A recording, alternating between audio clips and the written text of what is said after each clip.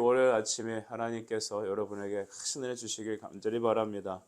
아침에 우리 귀한 학생들 왔네요. 기도하는 것은 너무 좋은 것입니다. 마가복음 12장 35절부터 44절까지 말씀, 서기관의 외식과 과부의 믿음, 이 두 가지 부류를 통해서 우리에게 하시고자 하는 주님의 음성이 분명히 있는 줄 믿습니다. 예수님께서 성전에 가르치셨다라고 했습니다. 예수님의 사역은 가르치시는 것이었고요, 또 천국 복음을 전파하셨고, 마지막 우리를 치유하셨습니다. 하나님 말씀으로 우리를 창조하심을 여러분 믿으시죠? 말씀으로 만들으셨기 때문에 고치는 것도 회복도 말씀이어야 합니다. 예수께서 성전에서 말씀을 가르치셨습니다. 그때 이렇게 얘기하셨죠.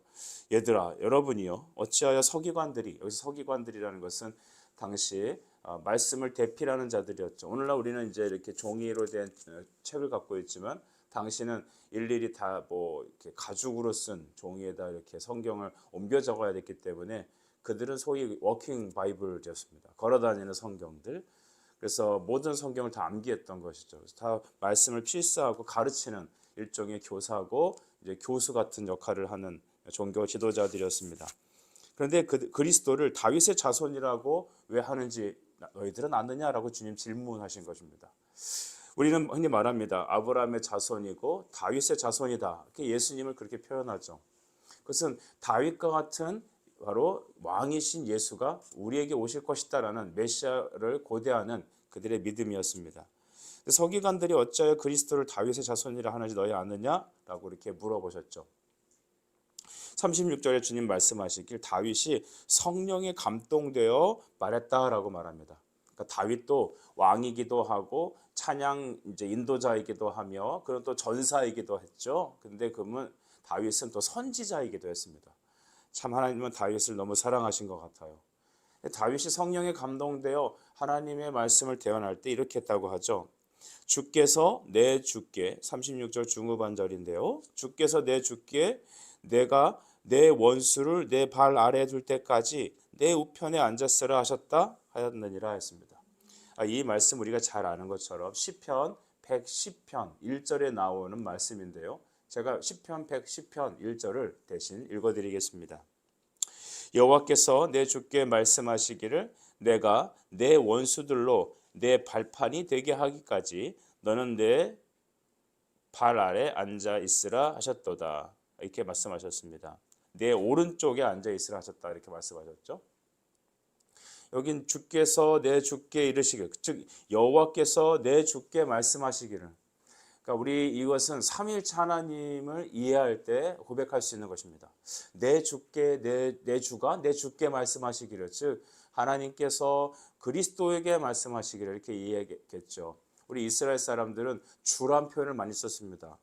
우리 여호와 이런 하나님을 부르는 이름을 이제 우리 구약의 말로는 이흐예라고 하죠. 근데 원래 이크예라는 그 말 자체도 정확한 음가는 아니라고 합니다.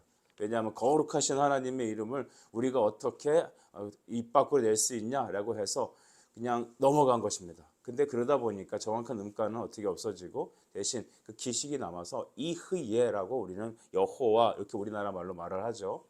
그렇다면 그들은 이흐예라는 말 대신에 아도나이라는 말로 하나님을 대신 얘기했습니다. 주님 이렇게 표현했던 것이죠. 그래서 주께서 내 주께, 그러니까 여호와께서 나의 주께, 그리스도께 말씀하시기를, 이런 표현입니다. 여러분, 그렇다면 예수님은 영원전에 선지하신, 먼저 계신 영원전에 삼위일체 하나님으로 함께 계시는 하나님이셨습니다. 그러니까 성자는 육신을 입고 2000년 전에 이 땅에 오셨기 때문에 그리스도가 있는 게 아니라 영원전에, 창세전에 함께 여러분 하나님과 계셨던 바로 하나님의 제2위 성자 그리스도라는 것을 믿습니다. 그분이 우리에게 육신을 입고 오셨다라는 것이죠.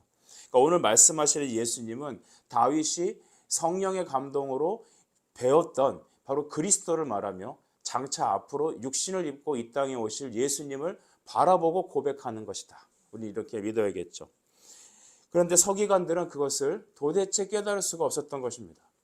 그래서 다윗의 자손이라 왜 말하느냐?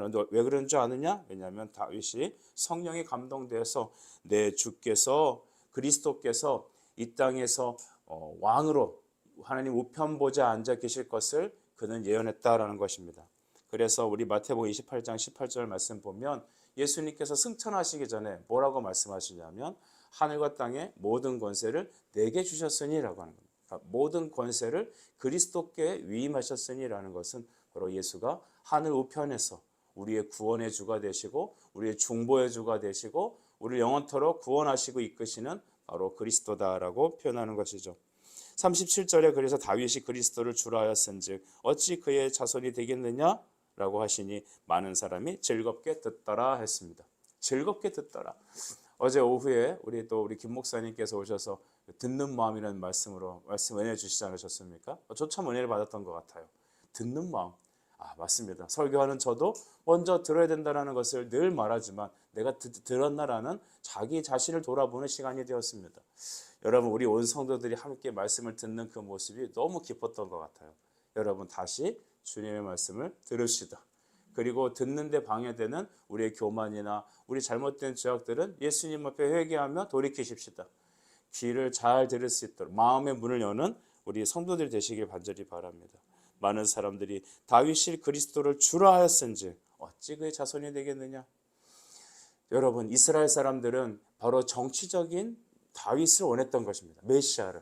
하지만 바로 이 하나님의 아들이신 그리스도가 오는 메시아는 바로 만왕의 왕으로 하늘 우편보좌에 계시는 다윗의 후손으로 오셨지만 혈통적으로 오신 메시아가 아니라 만왕의 왕으로 오신 바로 선지하신 주님이십니다.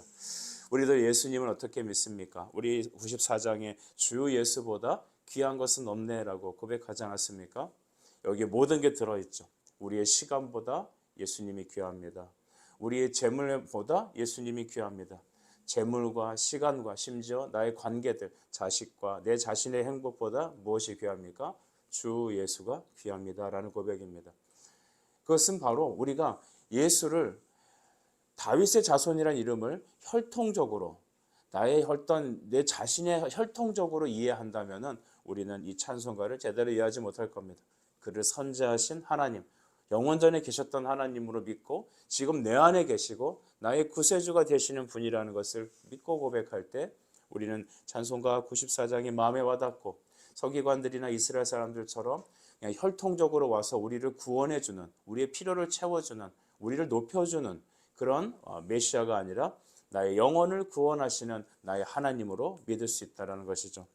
오늘 그래서 예수님은 그것을 반증하기 위해서 카운터파트 한 명을 두죠. 그것은 누구입니까? 서기관들이죠. 서기관들의 외식을 꼬집고 있습니다. 38절 보십시오.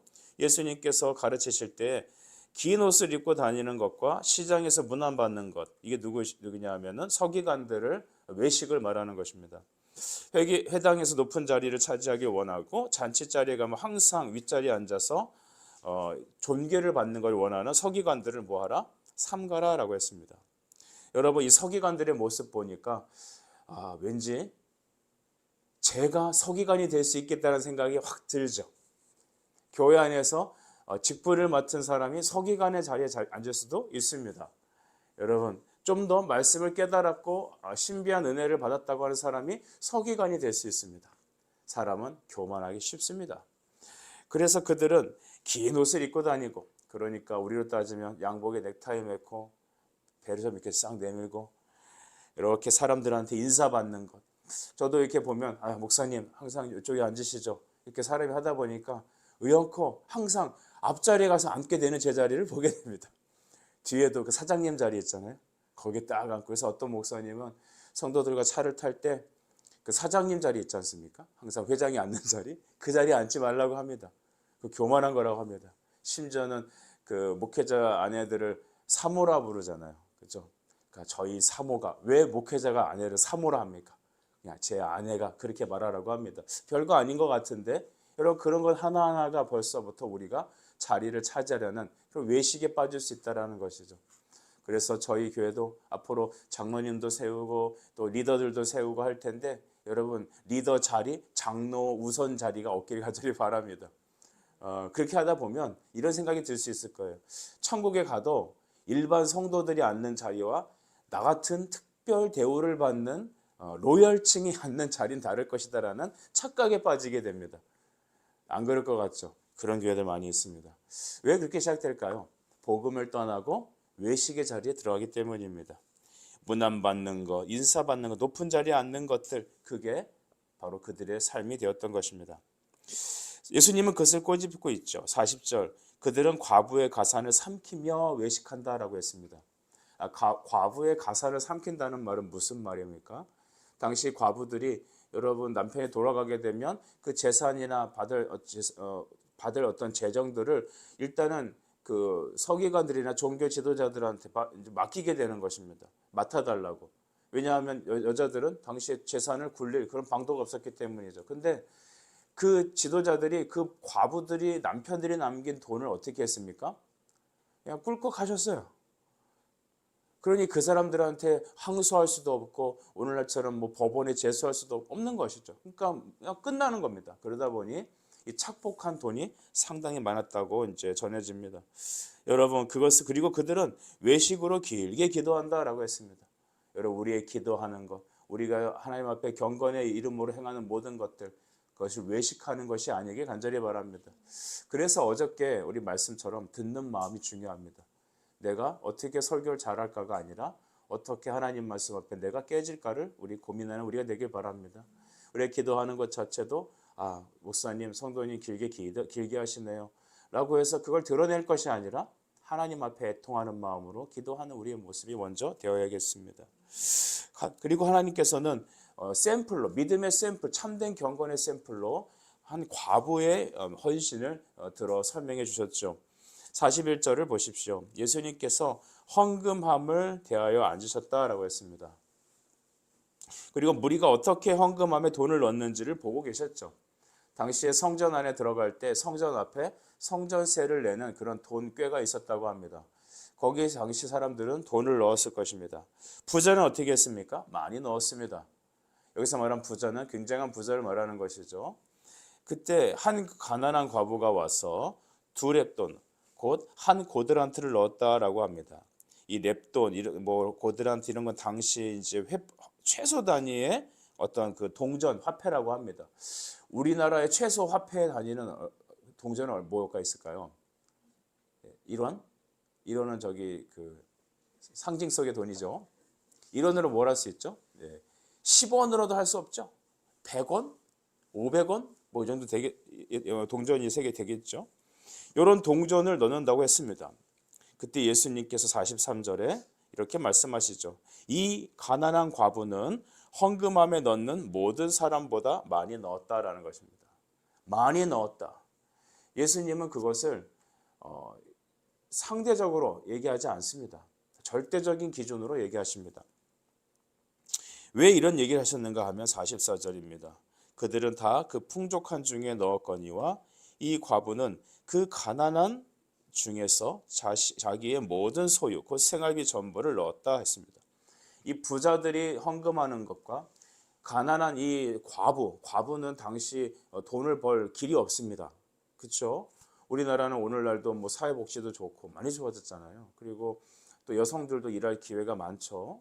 그렇지만 여러분, 당시는 여자는 남자와 함께 있지 않으면 생활을 할 수 없는 그런 처지에 있는 사람들이었습니다. 그래서 고아는 너무 불쌍한 지체들이었죠.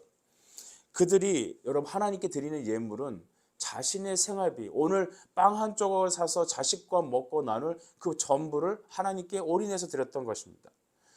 그러면 이것을 오늘날 우리 이렇게 해석하면 어떻게 될까요?